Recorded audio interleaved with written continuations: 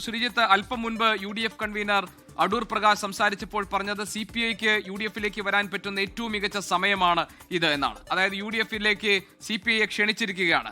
നിലവിൽ ഏതെങ്കിലും തരത്തിലൊരു ഒത്തുതീർപ്പിനോ സമവായത്തിനുള്ള സാഹചര്യമോ സാധ്യതയോ നിലനിൽക്കുന്നുണ്ടോ ശ്രീജിത്ത്? അതുപോലെ തന്നെ നിലവിൽ ഇപ്പോൾ മന്ത്രിസഭാ യോഗം ബഹിഷ്കരിക്കാനുള്ള തീരുമാനമുണ്ടായിരിക്കുന്നു. അതിലും കടുത്ത തീരുമാനത്തിലേക്ക് CPI കടക്കാനുള്ള സാഹചര്യമുണ്ടോ? ഇപ്പോൾ ദേശീയ എക്സിക്യൂട്ടീവിൽ ഈ സംസ്ഥാന ഘടകം എടുക്കുന്ന ഏത് തീരുമാനത്തിനോടൊപ്പം നിൽക്കാൻ പാർട്ടിയുടെ അന്തസ് ഉയർത്തിപ്പിടിക്കുന്ന, പാർട്ടിയുടെ സ്വത്വത്തെ ഉയർത്തിപ്പിടിക്കുന്ന, പാർട്ടിയുടെ രാഷ്ട്രീയ നയ നിലപാടുകളെ ഉയർത്തിപ്പിടിക്കുന്ന ഏത് തീരുമാനത്തിനും ഒപ്പം നിൽക്കാൻ തയ്യാറാണ് എന്നതാണ് CPI ദേശീയ നേതൃത്വം ഇപ്പോൾ അറിയിച്ചിരിക്കുന്നത്.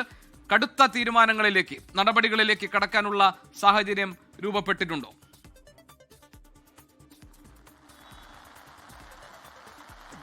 CPIയുടെ സംസ്ഥാന സെക്രട്ടേറിയറ്റ് ഈ വിഷയം അതീവ ഗുരുതരമായ സാഹചര്യം എന്ന് തന്നെയാണ് വിലയിരുത്തിയിരിക്കുന്നത്. ഏകപക്ഷീയമായി CPIയും ഭരിക്കുന്ന വിദ്യാഭ്യാസ വകുപ്പും കൈക്കൊണ്ട തീരുമാനം മുന്നണിയുടെ നയങ്ങളിൽ നിന്നുള്ള കൃത്യമായ വ്യതിചലനമാണ്. അതുകൊണ്ട് ഇതിനോട് പൊറുക്കാൻ കഴിയില്ല, ഇതിനോട് യോജിക്കാൻ കഴിയില്ല എന്ന വികാരമാണ് CPIയുടെ സംസ്ഥാന സെക്രട്ടേറിയറ്റിൽ അലയടിച്ചത്. മാത്രമല്ല, വിദ്യാഭ്യാസ വകുപ്പ് മന്ത്രി വി ശിവൻകുട്ടി ഏകപക്ഷീയമായി എടുത്ത തീരുമാനമല്ല, മുഖ്യമന്ത്രിയുടെ അറിവോടുകൂടി കൈക്കൊണ്ട തീരുമാനമാണിത് എന്നും സെക്രട്ടേറിയറ്റ് അംഗങ്ങൾ ചൂണ്ടിക്കാണിച്ചു. മുഖ്യമന്ത്രി അറിയാതെ ഒന്ന് അനങ്ങുക പോലും ചെയ്യാത്ത മന്ത്രിയാണ് വി ശിവൻകുട്ടി എന്ന പരാമർശം വരെ സംസ്ഥാന സെക്രട്ടേറിയറ്റ് യോഗത്തിൽ ഉണ്ടായി. അതുകൊണ്ട് തന്നെ ഈ കാര്യത്തിൽ ഒട്ടും വിട്ടുവീഴ്ച ചെയ്യേണ്ടതില്ല, നിലപാടിൽ നിന്ന് പിന്നോട്ട് പോകേണ്ടതില്ല. അതുകൊണ്ടാണ് തീരുമാനം തിരുത്തുന്നത് വരെ മന്ത്രിസഭാ യോഗത്തിൽ നിന്ന് വിട്ടുനിൽക്കുമെന്ന് CPI സംസ്ഥാന സെക്രട്ടേറിയറ്റ് തീരുമാനിച്ചിരിക്കുന്നത്. കാരണം നേരത്തെ ഇത്തരം സമാനമായൊരു നിലപാടെടുത്തത് തോമസ് ചാണ്ടിയുമായി ബന്ധപ്പെട്ട കായൽ കയ്യേറ്റത്തിന്റെ പ്രശ്നത്തിലായിരുന്നു. 2016-21 കാലത്തെ സർക്കാരിലാണ് ഈ കായൽ കയ്യേറ്റവുമായി ബന്ധപ്പെട്ട പ്രശ്നമുണ്ടായത്. അന്ന് റവന്യൂവിന്റെ അടക്കം റിപ്പോർട്ടുണ്ടായിട്ടും അത് അവഗണിച്ചുകൊണ്ട് തോമസ് ചാണ്ടിയെ സംരക്ഷിച്ചു പോകുന്ന സമീപനമായിരുന്നു CPIയും മുഖ്യമന്ത്രിയും എടുത്തത്. എന്നാൽ അന്നത്തെ സംസ്ഥാന സെക്രട്ടറി കാനം രാജേന്ദ്രൻ ക്യാബിനറ്റ് യോഗം കൂടുന്ന ദിവസം തോമസ് ചാണ്ടി രാവിലെ മുഖ്യമന്ത്രിയെ സന്ദർശിച്ച് ക്ലിഫ് ഹൗസിൽ നിന്ന് മടങ്ങിയതിന് പിന്നാലെയാണ് CPIയുടെ തീരുമാനം വരുന്നത്.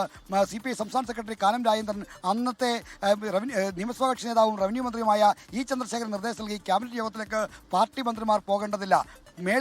മൂന്നാമത്തെ മുഖ്യമന്ത്രിയുടെ ഓഫീസുള്ള ക്യാബിനറ്റ് റൂമുള്ള സെക്രട്ടേറിയറ്റ് നോർത്ത് ബ്ലോക്കിലെ 3-ാം നിലയിൽ ക്യാബിനറ്റ് യോഗം നടക്കുമ്പോൾ CPI മന്ത്രിമാർ താഴെ 1-ാം നിലയിലുള്ള CPIയുടെ സംസ്ഥാന നിയമസഭാ കക്ഷി നേതാവായ E ചന്ദ്രശേഖരന്റെ മുറിയിൽ ഇരിക്കുകയായിരുന്നു. അങ്ങനെ ക്യാബിനറ്റ് യോഗം ബഹിഷ്കരിക്കുന്ന കടുത്ത നടപടിയിലേക്ക് വന്നതുകൂടിയാണ് തോമസ് ചാണ്ടിക്ക് അന്ന് രാജിവെക്കേണ്ടി വന്നത്. സമാനമായൊരു തീരുമാനത്തിലേക്കാണ് ഇപ്പോൾ CPI വരുന്നത്. അതായത് ഈ PMC പദ്ധതിയിൽ ഒപ്പുവെക്കാനുള്ള തീരുമാനം ഒപ്പുവെച്ച തീരുമാനം തിരുത്തുന്നതുവരെ മന്ത്രിസഭാ യോഗത്തിൽ നിന്ന് വിട്ടുനിൽക്കും. ഇപ്പോൾ ഈ തീരുമാനം ഔദ്യോഗികമായി CPI സംസ്ഥാന സെക്രട്ടേറിയറ്റ് അതിൻ്റെതായി ഭാഗമായി ബിനോയ് വിശ്വം അനൗൺസ് ചെയ്യില്ല. കാരണം സംഘടനാപരമായി CPIയുടെ സംസ്ഥാന സെക്രട്ടേറിയറ്റ് കൈക്കൊള്ളുന്ന തീരുമാനങ്ങൾക്ക് ഒരു സാധുത വരണമെങ്കിൽ എക്സിക്യൂട്ടീവ് അതിന് അംഗീകാരം നൽകണം. എക്സിക്യൂട്ടീവ് യോഗം അടിയന്തരമായി വിളിക്കുന്നു. ഈ മാസം 27-ന്, അതായത് പുന്നപ്രവില രക്തസാക്ഷി വാരാചരണത്തിന്റെ സമാപന ദിവസം, അന്ന് ആലപ്പുഴ വെച്ചാണ് CPIയുടെ സംസ്ഥാന എക്സിക്യൂട്ടീവ് ചേർന്ന് ഇക്കാര്യം ചർച്ച ചെയ്യുന്നത്. എന്തായാലും 27 വരെ ഇനി മന്ത്രിസഭാ യോഗം ഇല്ല. അതുകൊണ്ട് CPIക്ക് ഈ തീരുമാനം നടപ്പിലാക്കേണ്ടി വരില്ല എന്നതും ഒരു കാര്യമാണ്. ലോകത്തെവിടെയായാലും ഏത് സമയത്തും 24 വാർത്തകളും ഓഗ്മെന്റഡ് റിയാലിറ്റി പാക്കേജുകളും എക്സ്പ്ലെയിനറുകളും വിശദമായി കാണാൻ ഞങ്ങളുടെ YouTube ചാനൽ നിങ്ങൾക്ക് സബ്സ്ക്രൈബ് ചെയ്യാം.